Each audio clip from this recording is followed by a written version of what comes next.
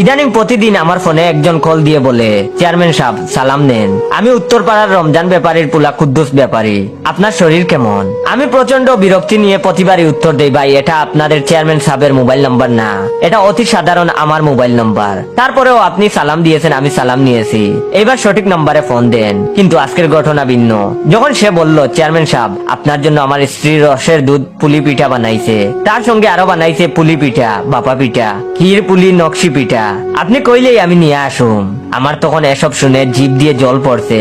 আমি আর লোভ সামলাতে পারলাম না, তাই তাকে বললাম, শুন আমার তো ডায়াবেটিক্স, তুই এক কাজ কর, এইসব পিঠা সিলেট শহরে আমার ভাইয়ের বাসায় পাঠিয়ে দে। তখন সে বলল, চেয়ারম্যান সাহেব আপনার লাগে এই বউ সব কইরা বানাইছে। আমি তখন বললাম, আরে আমার ভাইয়ের খাওয়ান আর আমার খাওয়ান একই কথা, শুন ওর হাঁসের মাংস আর সিট পিঠা অপছন্দ, দেখ সেগুলো পাঠাইতে পারিস নাকি। তখন সে বলল, নেতা এটা আপনি কি কইলেন, সেটা পারবো না মানে? এখনই আমি রাজহাঁস এবং সিট পিঠার ব্যবস্থা করতেছি। আর সে বলল, চেয়ারম্যান সাহেব খালি একটু আমার দিকে নেক নজর রাখেন, চারখাই বাজারের ইজারাটা আমারে দিয়েন। আমি তখন তারে বললাম, এটা কোনো ব্যাপারই না, তুই চিন্তা করিস না, আমি ভাবতেছি বাজারের নাম পরিবর্তন করে তোর নামে বাজার কইরা দিমু, কুদ্দুস ব্যাপারী সিট বাজার। তখন সে বলল, নেতা সিট বাজার মানে? আমি তখন বললাম, আরে তুই আমার বাইরে সিট পিঠে খাওয়াচ্ছিস না, তার জন্য বাজারের নাম সিট বাজার, দেখবি সিট বাজার হবে হিট বাজার, বাজারের সন্ধ্যায় পুতুল নাচের ব্যবস্থা করবি। তখন সে বলল, উস্তাদ আপনার পায়ের দুলা নিমু। আমি তখন তাকে বললাম, শুন তাড়াহুড়া করিস না, হাঁসের মাংস আমার বাইরে পাঠা, দেখি হে কি কয়, দেখি তোর সিট পিঠা ঠিক আছে কিনা, তারপরে সিট বাজার তোর। আমি তোরে আমার ভাইয়ের অ্যাড্রেস মেসেজ করতেছি। ঠিক তারপরের দিনই আমার বাসায় নানান ধরনের পিঠা আর হাঁসের মাংস, উট সিট পিঠা উপস্থিত। এত খাবার দেখে আমার বউয়ের চক্ষু চরক গাছ, আর বলছে, এগুলো কে পাঠিয়েছে, তোমার কোনো পুরাতন প্রেমিকা পাঠিয়েছে কি? আমি তখন বউকে বললাম, কি যে বলো না, জীবনে তুমি ছাড়া কোনো মেয়ের দিকে চোখ তুলে তাকালামই না, আবার পাঠাবে আমাকে পিঠে, এসব একটা আমার ফ্রেন্ড পাঠিয়েছে, তুমি তো আমাকে দাম দাও না, কিন্তু দেশ জুড়ে মানুষ আমাকে অনেক ভালোবাসে। তখন বউ বলল, কিন্তু লিখেছে চেয়ারম্যান সাহেবকে ভালোবাসা। আমি তখন বললাম, আরে বুকামে, এটা হচ্ছে হৃদয়ের চেয়ারম্যান, ভক্তদের ভালোবাসা তুমি বুঝবে না। তারপর আমার দিনগুলো ভালোই চলছিল।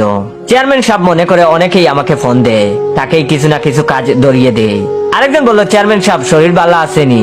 আমি রশিদ বুইয়া স্যানিটারির মালিক। আমি তখন বললাম, কেমন আছিস, স্যানিটারির ব্যবসা তো ভালোই চলছে।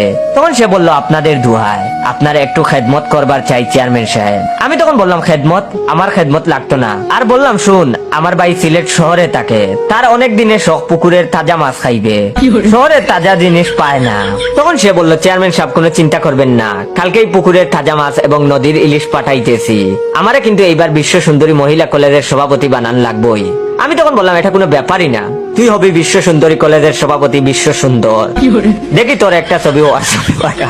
তুই হবি বিশ্ব সুন্দরী কলেজের সভাপতি, বিশ্ব সুন্দর, দেখি তোর একটা ছবি হোয়াটসঅ্যাপে আগে পাঠা। তারপর সে আমাকে ছবি পাঠালো।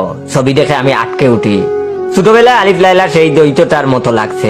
তখন সে বলল, চেয়ারম্যান সাহেব ছোটবেলায় আমার মা আমার মাথায় কালো টিপ লাগিয়ে দিত, যেন নজর না লাগে। আমি তখন বললাম, তোর মা উচিত কাজ করেছে, তোর যদি আরো নজর লাগতো।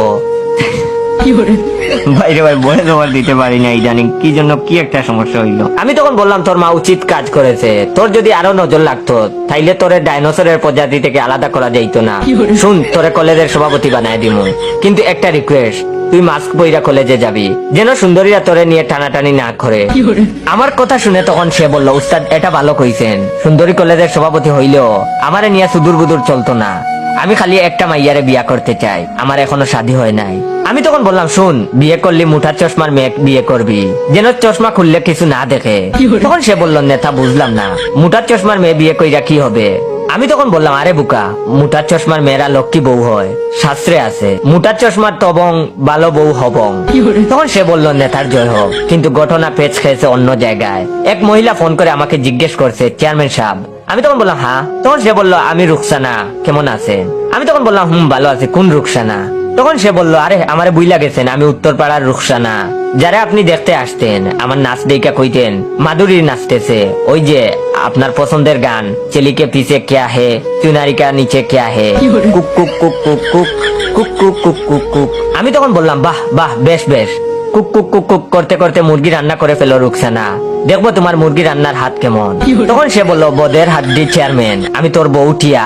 আমি আগেই সন্দেহ করছিলাম তুই অন্য নাম্বার দিয়ে রুকসানার লগে চালাস। রুকসানার হাতে মুরগি খাবি। আমার লোকজন আমারে ঠিক তত্ত্বই দিয়েছে।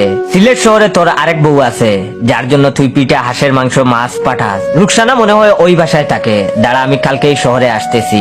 তোর চুলিকে পিছে কেয়া হে আর চুনারি কে নিচে কেয়া হে বের করতেছি। আমার তখন গলা শুকিয়ে কাট। তখনই বউকে ডাক দিলাম আর বললাম, জামা কাপড় গুছাও। তখন বউ অবাক হয়ে বলল, কেন, কি ব্যাপার, কি হয়েছে? আমি তখন বললাম, আমরা কক্সবাজার কয়েকদিন গিয়ে লুকিয়ে থাকবো। তখন সে বলল, মানে কি? আমি তখন বললাম, আরে মানে হচ্ছে যে এই পৃথিবীতে এত সমস্যা, এত জটিলতা, এত সমস্যাকে দূরে ঠেলে আমরা কিছুদিনের জন্য দ্বীপান্তরিত হব। আমরা হব দুজন, শুধু দুজনের, যেখানে থাকবে না আর কেউ।